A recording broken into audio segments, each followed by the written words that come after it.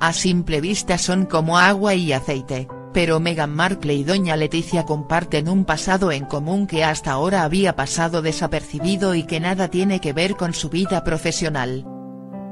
Ambas eran mujeres jóvenes, atractivas y con una vida cercana a los focos a la que tuvieron que renunciar en el momento en que la noticia de su relación con un miembro de la realeza salió a la luz.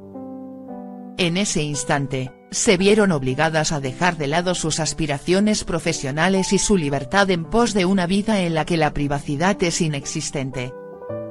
En el caso de Meghan, tuvo, aparentemente, más tiempo para asimilarlo, ya que continuó unos meses trabajando desde que se anunciara el compromiso hasta que finalmente dejó su vida anterior. El hecho de que Meghan pudiera disfrutar de una cierta transición hacia su nueva vida obligó al príncipe Harry a tomar una serie de medidas. Pero lo de doña Leticia fue casi de la noche a la mañana. Por un lado, el hijo de Carlos de Inglaterra emitió un comunicado a los medios pidiendo respeto para su novia, lo que hizo oficial el romance y aumentó el interés en la norteamericana. Por otra parte, dadas las circunstancias, se hizo necesario poner un equipo de seguridad que se responsabilizara de la novia del príncipe, aun cuando no se había anunciado el compromiso. Así lo acaba de confirmar Wendell Pierce, que da vida a Robert Zane en Suits. Pierce, que en la serie hacía de padre de Meghan, asegura que al principio no se creía mucho lo de su relación con Harry, hasta que empezó a ver a un hombre del MI5, el servicio secreto británico, todos los días en el rodaje.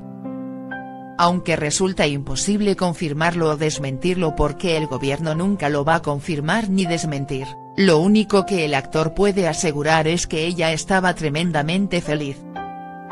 Pero Meghan no ha sido la única que de alguna manera u otra ha contado con protección oficial antes de entrar a formar parte de la familia real.